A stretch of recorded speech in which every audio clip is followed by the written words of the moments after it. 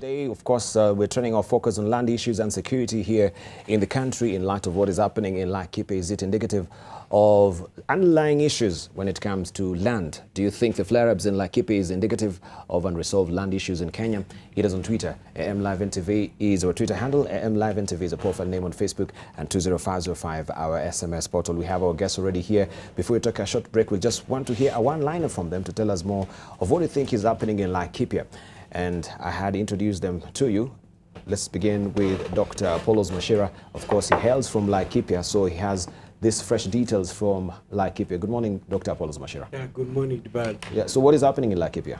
I left Laikipia last night at 11 p.m. in the night because I was holed up in Romuti, yes, where the deputy president was. And the situation is tense. And some people are very happy when they heard that Matthew has been arrested, because whenever violence erupts, Matthew is usually in the vicinity every time it happens. And there are some people who celebrate in Romnuti and other places every time some violence erupts. Mm-hmm. So yesterday, Luto came. Actually, he was in the same club where I was. Mm-hmm. I'd gone there to do a piece. I'm writing a piece on Laikipia conflict. So he just landed. He came to launch the National Police Reservists. Unfortunately, with these reservists, these are the same people we have. They have been there. They are within the midst of those people. So I don't know how much they can do. They were given G3 rifles, and they were given uniforms, and these uniforms came from the ranchers, the white ranchers. And they are not very, very well trained. So I'm happy that he's going to set the General Service Unit. Mm-hmm.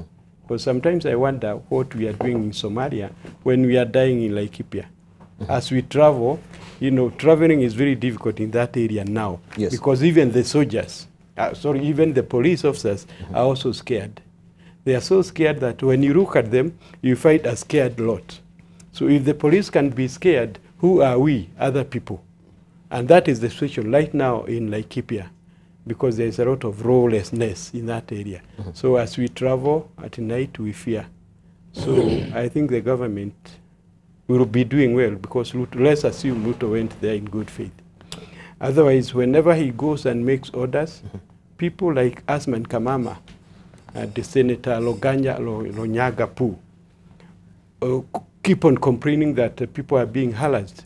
When they are doing security operations, other people are complaining, because there is a rumor that some of those people, including Matthew, mm-hmm, according to the rumor mongers, they want to invade these ranchers, and they are being promised by the opposition that they will get those ranches once a new opposition government comes in place. Mm-hmm. So those people are being encouraged by some people, and I think the government intelligence mechanism should be up and working so that we can solve this problem.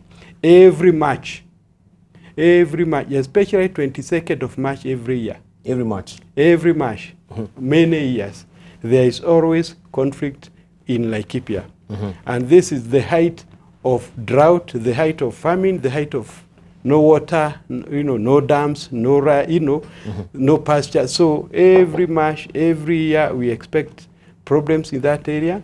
And since the government knows, they should be making strategic measures to make sure that every March is a secure March, mm-hmm, in Laikipia Plains.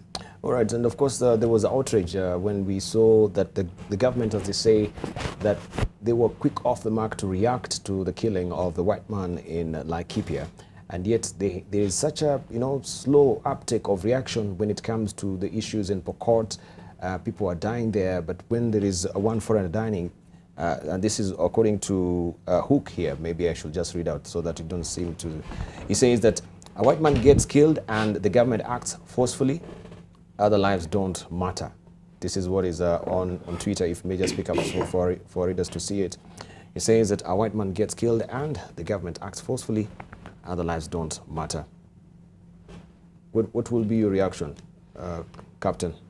Debarl, Laikipia is a powder keg. And I'm sorry to say, as much as we want to criticize various players in action in Laikipia, we are giving the wrong prescription to the wrong disease. The problem in Laikipia is not about security per se. It's about competition for resources. It's about skirmishing for scarce resources. And let's put this in context. Who owns Laikipia? I heard when you were mentioning Laikipia, you said that Laikipia has 1.4 million acres of land. Now, to bring you to perspective, 674,000 acres of that land is held by about 12 ranchers. That means you have 12 ranchers who are not indigenous Kenyans, okay, some are naturalized Kenyans, who own basically 50% of the most arable land in Laikipia County, leaving the rest of the communities and the host and the indigenous communities to skirmish for the rest, which is about 50% with farmers and pastoralists, who have them to compete for the part that is left is the marginal rangelands. It's land that cannot sustain life ordinarily. This is what we've left our people to have. But let's look at the other perspective. When the white rancher was killed, one of the most sad things that I read in social media is a comment by also a foreigner in this country, who is an investor in this country, who called the people of Laikipia savages and Neanderthals who are doing what was 16th century cultural behavior. Now, this is the kind of attitude that we have among the so-called ranchers and investors in Laikipia, who own 50% of the land in that county. They do not give any chance to the local communities to coexist with them. They do not even create corridors where the pastoralists can access pasture and land when areas of the marginal rangelands become uninhabitable and unsupportive to life. That is the situation that we have. And you cannot then call an indigenous and a host community.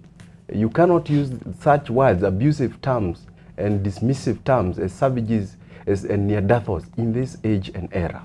That is the problem we have, and the challenge is to the National Land Commission to exercise its power under Article 67 of the Constitution.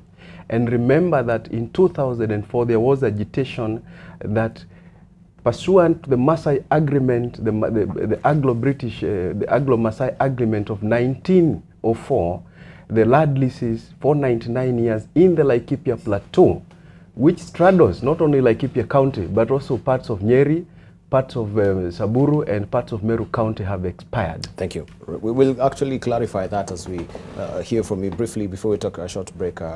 Dr. Mustafa. Yeah, Debarl, I think there's a serious problem here. The issue of land in this country is going to cause problems, larger problems than we are seeing today. If what I've heard from Apollos and Wanderi about the challenges in Laikipia itself, of course there is need to make sure that no life is lost unnecessarily in Laikipia. It's very important for the government to ensure that the lives of the ranchers and the herders are protected, not just from one community. If this is true, that almost half of Laikipia is owned by ranchers, I think we need to interrogate now the root causes of the problem, not just in Laikipia, but in other parts of the country. And as Apollos has said, this problem peaks in March when there is drought, meaning that the herders, some of whom, of course, have become criminals by killing other people, are trying to find ways to get their herds to pasture and to get water. Now, if in these ranches, then there are dams that have been constructed, that then during this time, the water just ends in those dams, preventing water from flowing downstream to where the herders are, then it's natural that these herders will want to go and get water for their cattle. And this is where then the problem begins. Now, if half of Laikipia, and we're just taking that as an example, is owned by ranchers, who mostly happen to be of European descent, then I think we have to interrogate, number one, how did these ranchers end up acquiring almost 50% of land in Laikipia? And then secondly, when they were acquiring, it's okay to acquire land. Who was there in the first place? Were there people who were displaced? Are the host community now who are going back to the ranches to try and get water and pasture for their herds? Were they displaced from this land in the first place during the colonial times?